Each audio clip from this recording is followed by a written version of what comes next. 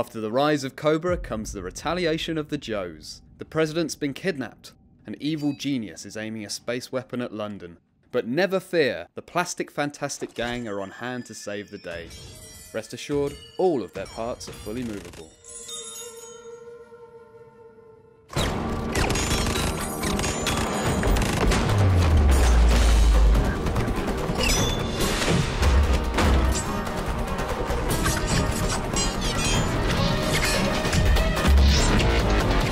Andrew, when I edit this, I put in a clip and a little description underneath to try and give people an idea of what this film is about, and I literally could not find a clip that had any kind of plot or character or story in this. So my question is this just dumb, or is it dumb fun, or help? I mean, the first thing I've got to say is, obviously, I don't think any of us would actually have chosen to see this film off our own bats. I mean, we were sort of like, you know, shoehorned into the screening to... We're more Fast and Furious kind of guys. Absolutely. And I think, obviously, it's pretty clear this film is another one of those films based on a toy, and even as toys go, it's not a particularly subtle or refined toy. It's basically Action Man. It's not even Transformers, and you know, the toy doesn't do anything, doesn't change.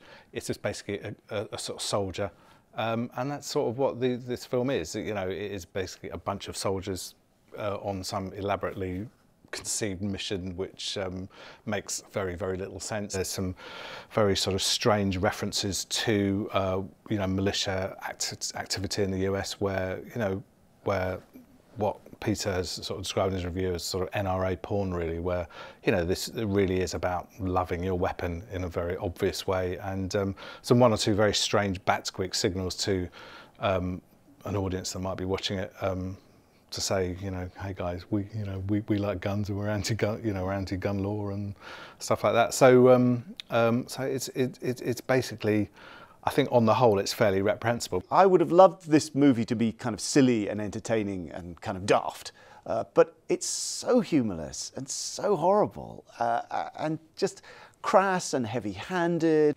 But as Andrew said, it's, you know, how absurd of us as sort of panty-waist liberals to start whining about G.I. Joe. It does its job, it does it very effectively.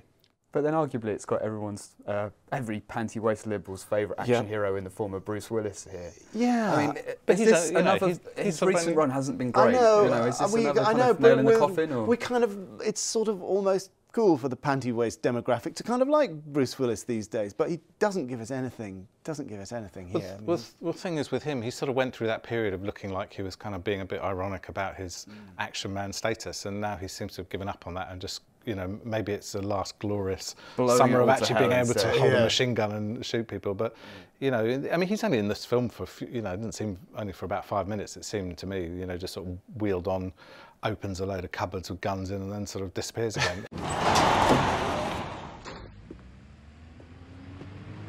Try not to scratch her up. Idol's a little rough and neutral. I ain't gonna be in neutral. What? What about you? DOD says I can't come out of retirement. They didn't say anything about re-enlisting. Reporting for duty, Sergeant Major.